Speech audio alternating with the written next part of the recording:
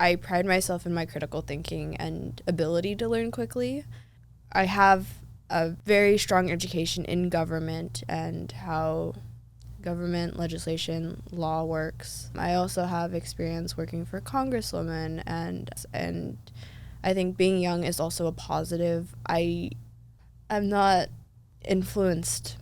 I've past relationships with people, but not in a political way. So I've been working with the Peers group for coming up on 11 years now, and I've met a lot of elected officials that way, but you're doing community service. It's not the same as a capacity in politics or anything like that. Well, I love the San Gabriel Valley. Welcome to the My SGV podcast. So I grew up here and I still live in Alhambra. I was raised in between Temple City and Alhambra. Eventually resided in South San Gabriel. Our mission is to capture and share the stories of the people of the San Gabriel Valley. Monterey Park has pretty much been my whole life. Well, I'm proud to say that I was born and raised in the San Gabriel Valley.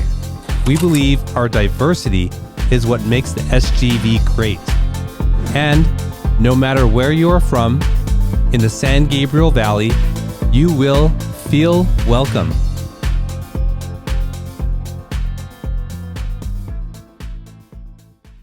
All right, SGVers, welcome back to another episode of the My SGV podcast. Thank you for tuning in. If you are new here, we bring you the stories of the people of the San Gabriel Valley.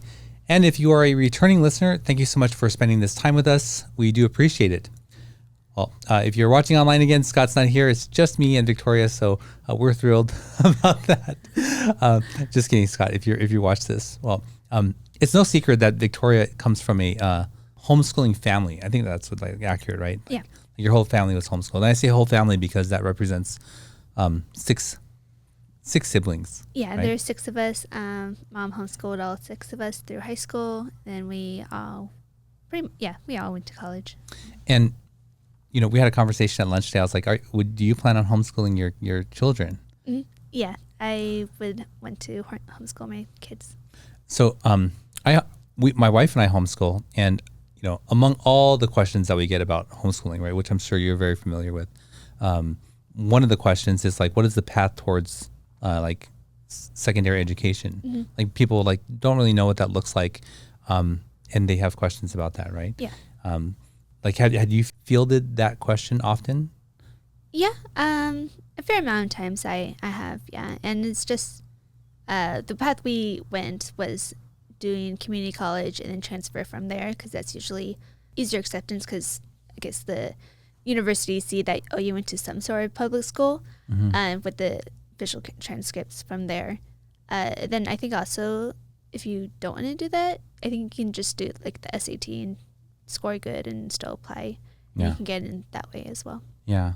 Yeah. And I guess the point to make here is it's not, homeschooling doesn't really prevent you from going to college. And in fact, I read a couple articles several years ago that a lot of Ivy League schools would even seek out people who are homeschooled because they come with different life experience and whatnot. But anyway, we're sort of talking about education because there's more than one path to education, right? Not everybody does kindergarten, 1st through 8th, and then 9th through 12, and then undergrad and grad school. Not everybody does that path, right? Yeah. And when I first heard of our guest today, I was like, is that real? That was my first thought. I was like, is that true? And so our guest today has taken quite an unconventional path, and it's very unique and also impressive. And I want to get into sharing that with all of you. So here we go. Today's guest is a trailblazer who's shattering academic records while paving the way for future leaders. At just 18, she's already set to graduate with a master's degree in government from Johns Hopkins University, following a remarkable educational journey that began at the age of 13. By 16, she had earned 3 associate's degrees in political science, history, and language arts before going on to complete her bachelor's degree at 17. Her academic focus on public policy and law highlights her passion for empowering younger generations through education and advocacy. Alongside her studies, she's been actively involved in community leadership, serving on the board of nonprofits like the Chinese American Association of Walnut and the Purist Group. She's also gained invaluable experience through internships with U.S. Congresswomen and roles like Secretary of the Arizona State University's Model Constitutional Convention. Let's give a warm welcome to the future of government leadership, Kaylee Law. Kaylee, welcome to the show. Hi, thank you. I appreciate you having me. Yeah, I appreciate you coming to share the story. So that was my reaction. I was like, what? Is that actually true? You know, that seems so incredible, but here you are and you've actually done that stuff. So was all that true? Yes, Yeah? that is. I just graduated this past August with my master's in government from Johns Hopkins. So. And do you get that reaction often when you Yes. say that to people? Yes. Like what do they say? I've been asked if I'm in Mensa, which I am not. I've never been tested for that. Or it's just, oh, do you have tiger parents? But my parents are so chill and relaxed. Absolutely not. But yeah, I do get that a lot. That was my question too. Was like, you know, did you voluntarily do this? Yes. So I was homeschooled up until 7th grade. I did a year and a half in public school, and that was because I just asked my mom. I was like, hey, can I try public school? And she was like, sure. Like, she had no problem with it. But honestly, yeah, my parents were pretty chill about everything. And then it was, oh, I wanted to take a community college class, so I had to do all the testing. So my parents were like, sure, as long as you passed all the testing requirements, all of that stuff. And then they were like, oh, you should take something fun like pottery.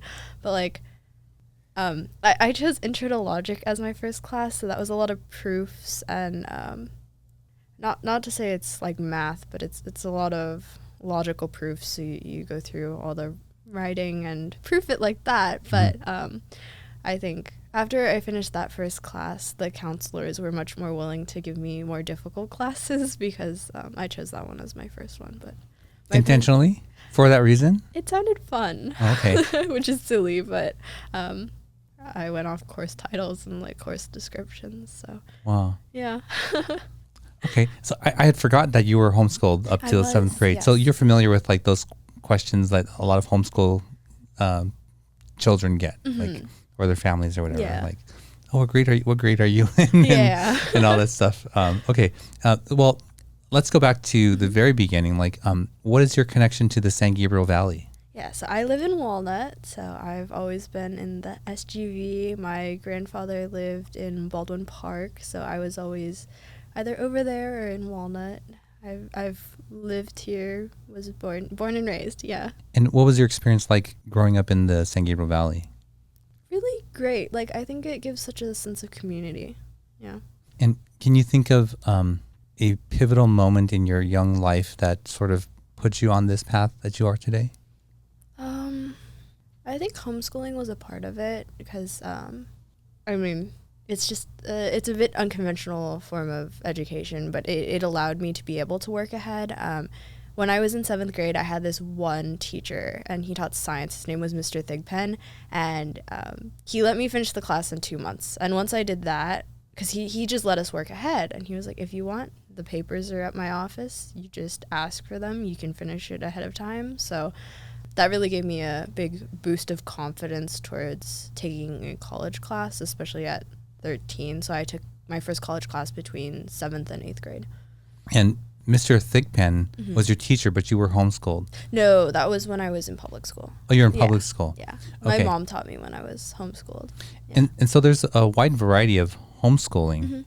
I think the majority of people think that homeschooling is sitting at the kitchen table with what looks like public school, but at home, right? And what was your experience with homeschooling? So we definitely had a lot of curriculum. I did take outside classes some of the time. So I was in Chinese school, all that fun stuff. I did take pottery. There were art classes. I swam for a very long time. I was on club swimming. What was your like social life like? Was it all those sports and clubs? Mostly, yeah. I kept swimming up until 2022 actually. So I quit right before I went to go get my bachelor's degree, but I swam in the 2022 Junior Olympics and then I called it quits. Yeah. Why? I think time, it's a big time commitment because it's like 2 hours a day every day for years. Surely academics is the same or not or more though. Yeah, so I really wanted to finish my bachelor's degree quickly, and I was like, if it's between this or that, I'd rather just commit my time to school. But yeah. And I'm curious, like what was your thoughts on like learning and life in the world as you're being homeschooled? Like were you always thinking like, I can learn as fast as I want, as much as I want, or like, what was that like? Because like as a public school student, I was in the public school. Like, okay, next year we're going to learn this. Next year it's this. Next year it's this. Right? It sounds like you had a lot of freedom. Is that true? Yeah. It was mostly you finished the curriculum, so a lot of going through that. My mom would be, oh, here's the work for the week. If you finish it early, you can do whatever you want. So I had a lot of hobbies. I really loved reading books. So I still am a huge nerd, but as a child, I remember I had a flashlight in my room and I would read at night, and my parents ended up taking the flashlight away because I would stay up past my bedtime. But yeah. Was that you too, Victoria? Yeah, we would be under the covers, hiding from the parents. Reading. Yeah. Wow. Okay. That definitely was not me, but I think I can see that. Okay, so did you become aware that you had like something special or different in your drive or abilities? I don't think it's an ability thing, so I would consider myself on par with everyone else. I just think I'm very committed to everything I do, and if it's something I want, and I'm just going to put in all of the effort I possibly can and try and do it. So yeah. So is that like your I'm trying to discern whether like that's your like humility or modesty, or if like you actually really believe that, because I do. Certainly someone at your age achieving, the things that you have is you must know it's unusual. It's not usual, but I don't think it's impossible. So you attribute it to just your drive and ability to stick with it. Yeah. And where does that come from? I'm very passionate about everything I do. So even from my associates to my master's, it's all been a similar field of study. I'm just super passionate about like public policy, legislation, law. I remember when I was little, like it was always like, oh, or my grandfather would be, oh, you should be a doctor. But like I knew from a very early age I wanted to do law, and it's kept that way since I was little. Really? Yeah. Do you know what sparked that? I'm honestly not sure, but I think it was more like maybe the books I read, and my last name is Law, which is so ironic, but I've just always been really interested. I mean, seeing lawyers debate on TV, all that fun stuff, it always just seemed like, oh, that clicks. So what is it specifically about law or public policy that you find fascinating? I think it's the change that can be brought, or I don't know. There's so many parts. So I did my thesis on the Chevron Doctrine, which was recently overturned. The Chevron Doctrine. Yeah. Okay. So I'm just a huge nerd, honestly. Yeah. And what was that? Yeah. So the Chevron Doctrine has to do with like 3-letter agencies. So all of the executive agencies and how they sort of interpret legislation. So if the legislation is unclear, the Supreme Court would say, hey, it's unclear, you guys get to decide instead of the court deciding it. So that was recently changed and swapped around a little bit. Yeah. Oh. So that's interesting. Mm-hmm. And is that, in your opinion, like a benefit to us as society? Well, my opinion is that Congress should legislate a bit with more clarity. So, not to be super critical of Congress, it's just how legislation is written, but I know they're taking steps to improve that, and I know they do leave gaps so that it can be interpreted, but with the Supreme Court right now, their decision to make that change will affect the federal agencies. So it's just seeing how all that plays out. Do you have an awareness that like this type of conversation is like really not typical amongst like your peers? Yeah. So take me back to like, okay, you asked your mom to go to public school. Mm-hmm. And why did you ask her for that? I think I kind of wanted to be in a different setting. So, I mean, it was like 6th grade. I think I sort of just wanted to see what it was like, because I only went to public school for maybe 2 weeks when I was like 4 for like kindergarten. So I think it was just, let me try it out at least for like a year and let's see where it goes. Yeah. And what was your thoughts when you got there? It's a lot of busy work. So I think that was the other thing that was like, I do want to take a college class. So I feel like you're being so, I'll give my opinion of okay. it. Yes, I do think that public school is a ton of busy work. Mm-hmm. And I remember being in school and I was like, okay, I have the concept. I got it. And we're going over it for how many weeks? Yeah. And how much homework do I have to do about it? And I was like, this is ridiculous. Mm-hmm. So Yeah. but you know, I didn't even have the thought that I could do something about it. I just was like, okay, I just stick, with this. But so you go to public school and then you're like, okay, I want to do something that's along my level. Mm-hmm. And how do you go from that? Like saying like, okay, this is what I'm experiencing now. I know I want different. What did you do then? So I had to test in, so I had to, it's like proctored and timed. So there was an essay I had to write, and then it's reviewed by a panel of professors, and then I took a reading comprehension test, and then there was also a math test I took, and then once all of that paperwork was gone through or approved, then I was able to take my first class. I'm curious, like, what are the conversations like with your, the peers at that time? I mean, I think some of them did know I was a lot younger, but then they were like, oh, are you a high schooler? But I was in middle school at the time, which was a little odd. But honestly, I think I got along pretty well with everyone, and it wasn't really a problem. Yeah. And you didn't feel, did you have any questions of like belonging? Like, did you belong there? I was like the only one getting dropped off by the parents, but I mean, I couldn't drive at 13, so. And how were you treated? Everyone was great. I mean, in community college, I really only got like 2 or 3 semesters in before COVID hit. So that was it was disappointing, but not much I can do about it. But everyone was great. They didn't treat me like a little kid, so. I mean, 13 is I'm just thinking of that, like, that's so young. That's really young. I mean, even from 13 to 18 is like you're a different person, yeah. Right? Mm-hmm. Wow. Okay, so you're pursuing this now, and like you said, you're all in. You're very passionate about that.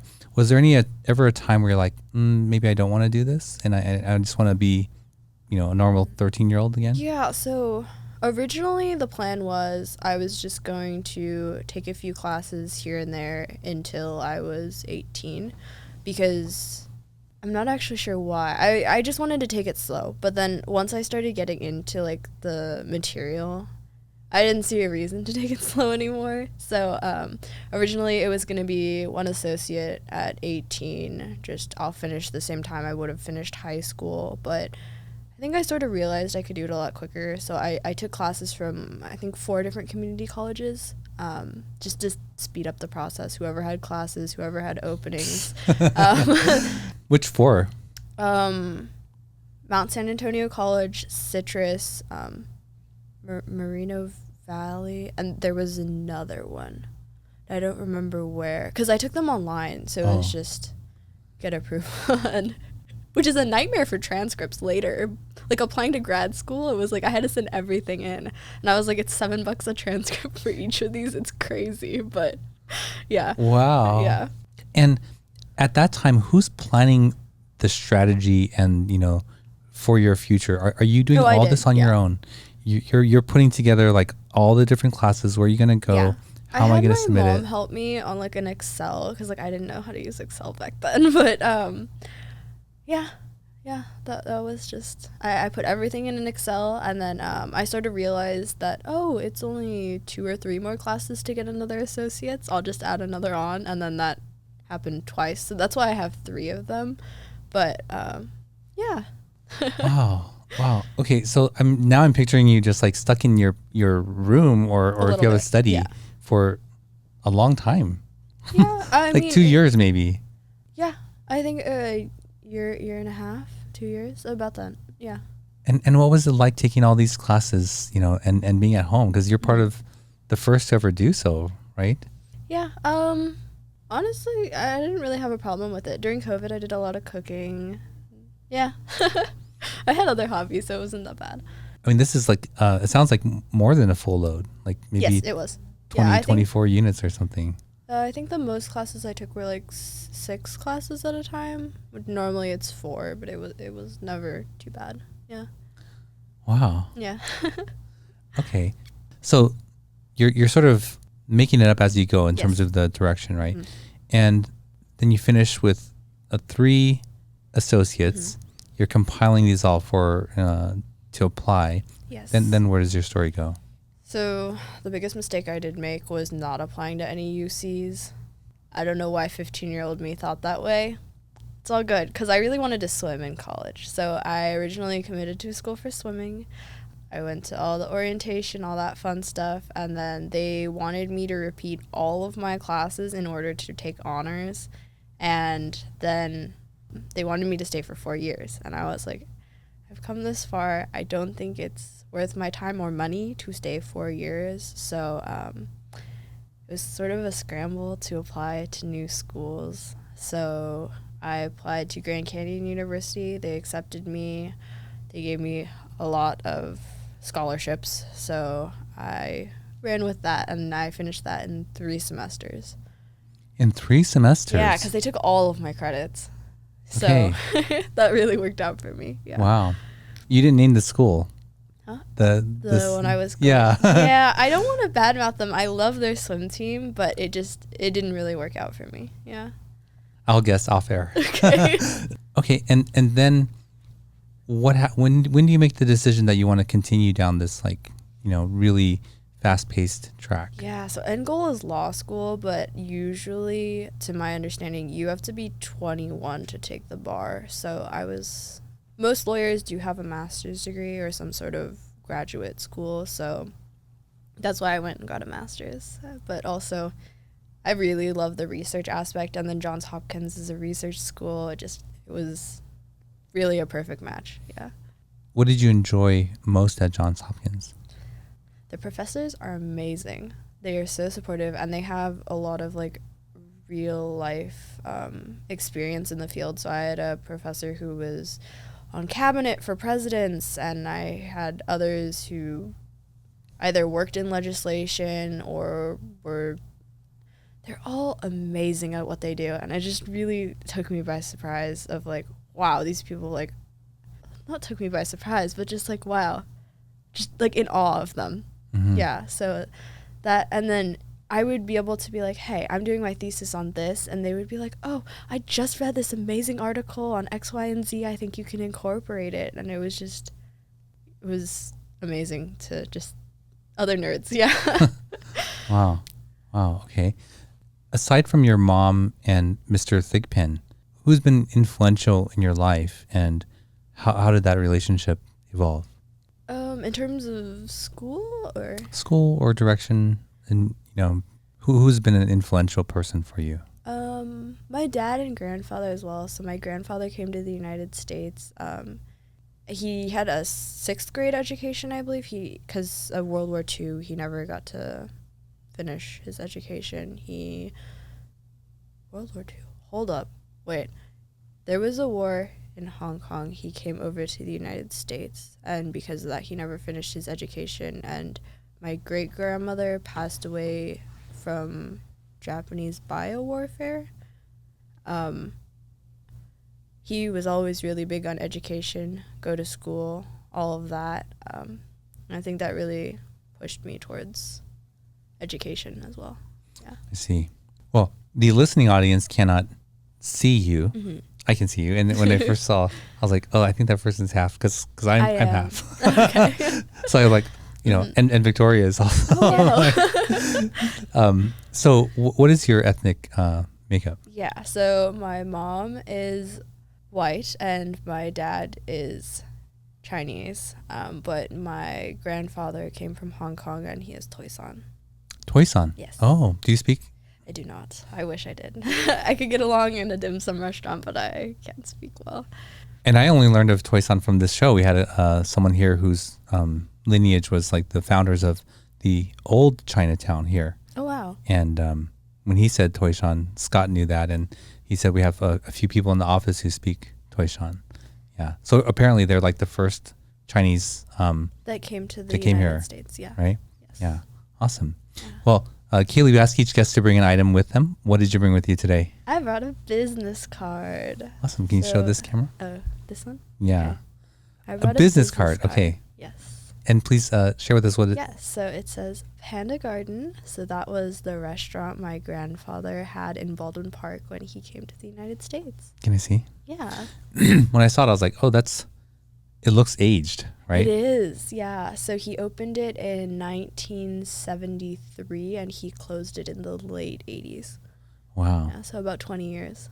And you had not had I don't think you were born. I wasn't, but I have had his cooking. It's great, but never at the restaurant, no. Yeah, so that's how he put my dad and my 3 aunts through school, and wow, how he came to be able to make it here in the United States. Yeah. This is really, really cool. One because, it's just old and you still have it and the restaurant's not there. But 2, the telephone number doesn't have a zip code. Yeah, I noticed that too. I don't know. That's pretty cool. I actually think that this was 818 back then. Really? I have no idea. Yeah, it says 1832 North Puente Avenue in Baldwin Park. Mm-hmm. Actually, it's spelled Beldwin. I don't know if that's a typo. Yeah. I wonder what's there now. I don't know. That's cool. Yeah. Thank you for bringing that in. Of course. So,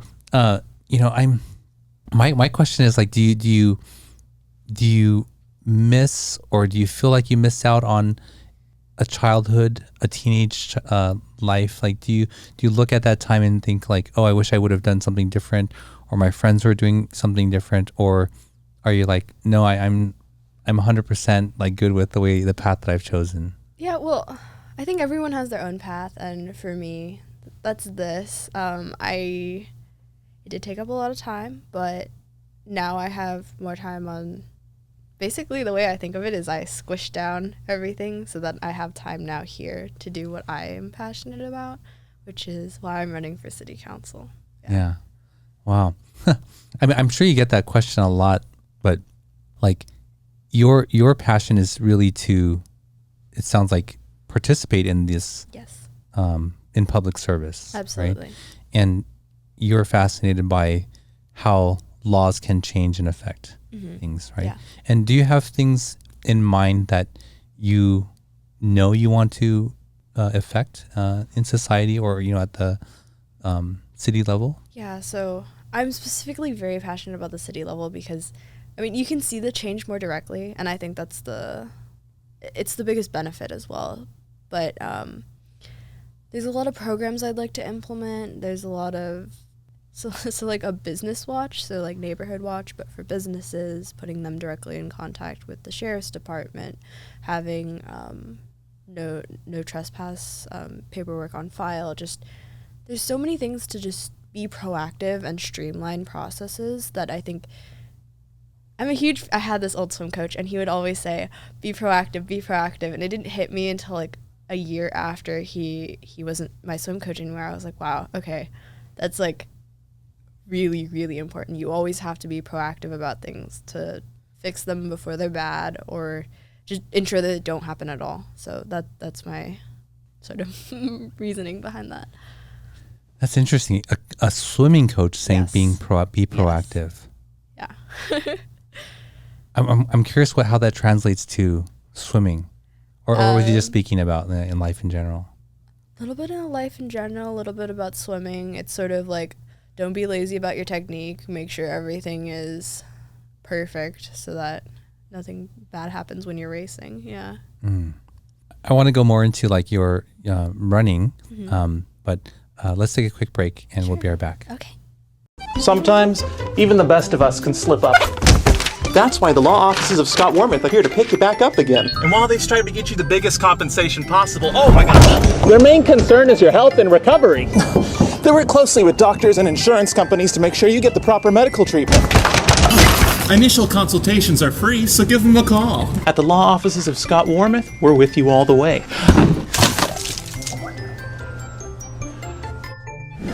I'm Scott Wormuth. We've been fighting for your rights for more than 40 years. Hey, SGVers, we are having our very first meetup event on Saturday, November 9th at Paris Baguette in San Gabriel. Come join us as we have a live podcast from there. We're going to have former guests. Victoria will be there, Scott will be there, I will be there, mingling, saying hi to all of you. We're going to cover the event with Hometown, our partner in this event, and we're going to bring influencers from the San Gabriel Valley there. So come join us. There will be some raffle prizes, some giveaways, and if you want to come in front of the camera, you can do that too. Just sign up there at the event and we'll get you in front for a few minutes. Don't forget, mark it in your calendars, Saturday, November 9th, 10 o'clock to 1 o'clock at the Paris Baguette in San Gabriel. Hope to see you there. All right, we're back with Kaylee. Kaylee, before we get into your race here that you're running, when we come back from the break, we like to ask questions from this deck of cards called Icebreakers. Okay. And it's just a fun way for the audience to get to know us a little bit better. So I typically try to choose one based on the guest, and sometimes I don't know, but I was like, this I want to know from you. Okay. So here we go. Would you rather be the funniest or the smartest person in the room? I would say funniest, because if you're the smartest person in the room, there's still more for you to learn. Yeah. Yeah. Victoria? Well, I was going to say the smartest person, because then there's less attention on me. I feel like funnier people get more attention on them, and I'm not very fond of that. So. Oh, yeah, that makes sense. Okay. I would definitely want to be the funniest, not because I want attention, but like now that I'm 45, I think funny people are actually really smart. They are. To be actually funny, right? Not to use like slapstick humor or potty humor, but you have to like know the person, you have to know the room, you have to know what's going on in the world, and then you have to be able to deliver it, right? So that's my answer. Yeah. So if you're watching or listening, would you rather be the funniest or smartest person in the room? Let us know. So you said that the city level is the best, right?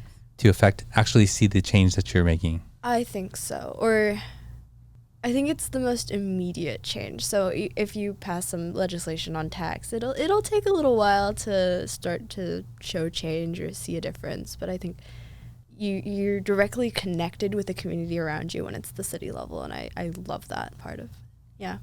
Is there someone who's advising you in your campaign? I have a lot of mentors, yes. So that's been really great for me. Do you do a lot of like door knocking? Yes, every single day, and then all day on weekends. And what's that like? I mean, honestly, it's been really great. There's been like a select, like 2 or 3 different houses that thought I was going to sell them something. And I was like, no, I'm sorry. I promise I'm not selling you anything. But besides that, I mean, it's been really great. Like it's great talking to people. Yeah. What are those conversations like? I do get, oh, wow, you look so young. But I'm like, oh, thank you. But, I mean, we just talk about the city, issues that they've experienced. Our city has about 30,000 residents, and I live on one side of the city. So things on the other side of the city, they might have a little bit of a different perspective, or they're concerned about police response time, where other areas of the city wouldn't have that issue. I see. Yeah. Did you know that we had Andrew Rodriguez? Yeah, I heard. Or I saw. and we also had Joaquin Lim. Yes. Do you know those two? Oh, I've never met Joaquin, but I've heard great things. Yeah. Okay, so, and then did you know, I wish you could have met Scott, because Scott was actually the youngest councilman in the state of Washington. Wow. Yeah. And I think he thinks that he's maybe in the U.S. Oh, wow. Yeah, he was elected like at 18, but very, very young. Yeah. Wow. Yeah, so probably you would benefit from like speaking to him. Yeah. So when did you get it in your mind that you wanted to run? I think it was about a year ago when I started talking to people about it. The one thing I do regret is I kept it very, very under wraps in regards to telling anyone. I was sort of, I don't know if I was scared to tell anyone, but I just didn't want me telling anyone to affect anything. So I honestly didn't say anything until I pulled papers, but to my mentors and endorsements, I did talk to them beforehand. Yeah. And did you have to sort of like sum up the courage to do it? Did you have to be, pushed over that, or were you like, yeah, okay, I want to do that? No, I think I wanted to do it and just jumped right in. Yeah. Wow. And what's it been like so far running? Honestly, it's been really fun, but like a little stressful. So like my mailers got delayed and I was like freaking out because I was like, oh my gosh, ballots are dropping. And then ballots came early to some areas. And then that was a whole headache. But knocking on doors is really great. I'm having meet and greets. Everything has been really positive, and it's just, yeah. How do you overcome the young thing with like when you're door knocking? Well, no one goes into city council having city council experience. So there's 2 incumbents right now, 1 spot for a challenger, so there's 3 seats. No one but the incumbents has experience being a city council member. I pride myself in my critical thinking and ability to learn quickly. I have a very strong education in government and how government, legislation, law works. So I'm very content with that. I also have experience working for a congresswoman and in a law office. So I do have experience, and I think being young is also a positive. I'm not influenced. I don't have any past relationships with I have past relationships with people, but not in a political way. So I've been working with the Peers group for coming up on 11 years now, and I've met a lot of elected officials that way. But you're doing community service. It's not the same as a capacity in politics or anything like that. It sounds like you've maybe said that whole thing a few times before. Yeah. I imagine that you would have to, right? But yeah, I mean that's a great perspective on the strengths of your youth, right?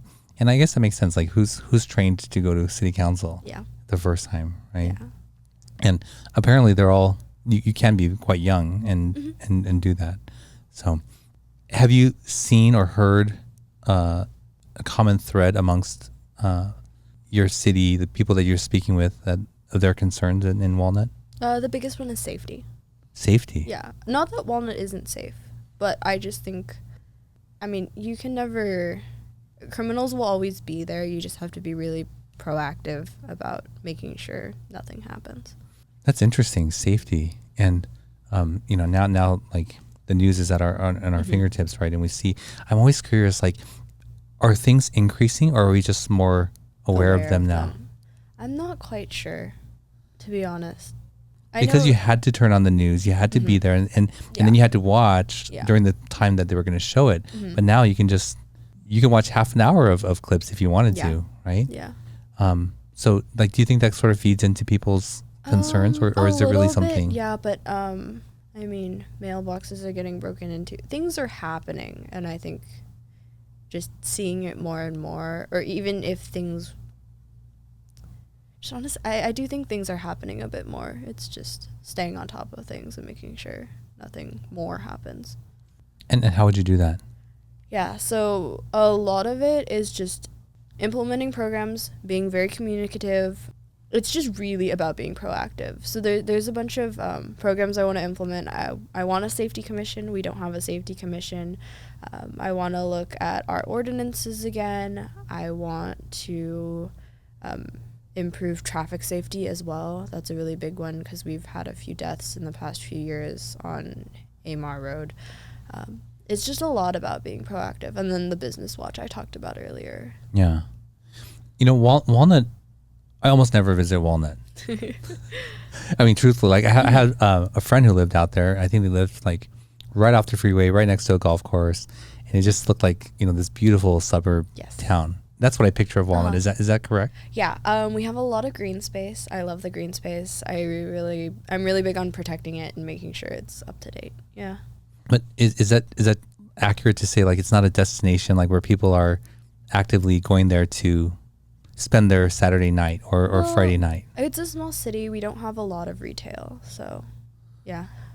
Oh, and I think it was Joaquin who said that he stopped the Target from going in there. Sure. Yeah. Do you guys have a Target? No, we don't. Okay. Yeah. Well, thanks to Joaquin. Yeah, I think that was a big thing because he said it was going to change the whole feel of the city, right? Like it would no longer feel like it's a very Walnut. small town. Yeah. Yeah. Wow. And beyond Walnut, what are your future aspirations? I want to go to law school at some point. I'm in absolutely no rush to go to school some more, but at some point, maybe in the next 10 years, I'll go to law school. I want to be a lawyer, either focus on administrative law, constitutional law. Haven't quite decided yet, but I have a general idea so far. Yeah. Okay. And then what's beyond that?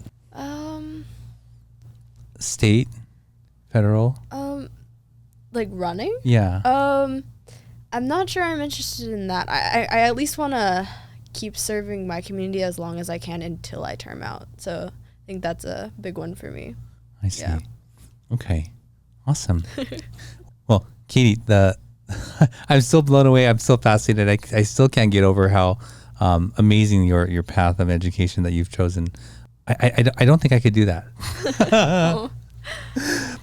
Not that I think because like I had put too much weight on my social life at that time. I see. And I don't know that was like good. I just know like that felt really important to me at that time. And so I think that would be like the biggest barrier to that. And yeah, but anyway, it's not about me, it's about you. So Kaylee, we're going to move on to the final portion of the show where we get to learn your favorite things or experiences in the San Gabriel Valley.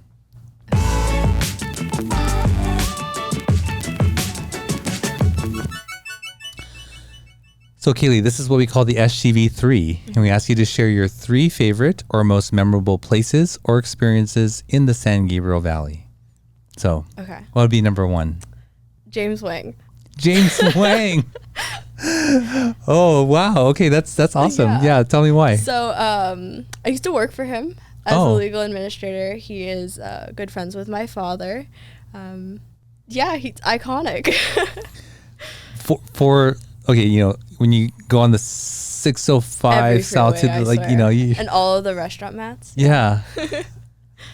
Okay, awesome. And what was it like working there? It was great. It was a lot of fun. I think I gained a lot of experience in the legal field, and it was great to have like some sort of hands-on. He would always, he was a really great mentor, and it would always be, oh, come into my office, let's chat about this. Or if I had anything, I would just bring it up to him, and it was really great. Wow, awesome. Yeah. Totally unexpected. He does look as young as billboards. And what's the second place? Luscious Dumplings in Monrovia. Okay. My absolute favorite. Yeah, so they're Michelin Bib Gourmand now. My favorite pan-fried dumplings ever. Yeah. Where are they located? Monrovia. They have a few locations now, and there's also Mason's Dumplings. That's the same owner. But they just opened one in Anaheim as well. Wow. But the main one, or the OG, is in Monrovia. So that is my favorite by far. And the chili oil is amazing.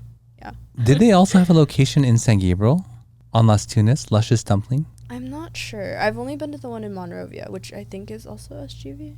It is, yeah. Yes. Yeah, okay. Yeah. I'm pretty sure, let me know if I'm wrong, but I'm pretty sure the one in San Gabriel on Las Tunas was Luscious Dumpling. And I remember that they had another location, so maybe. But I did go there, and it was really good. So good. Yeah. I love the pan-fried dumplings, yeah. Awesome. And a third place?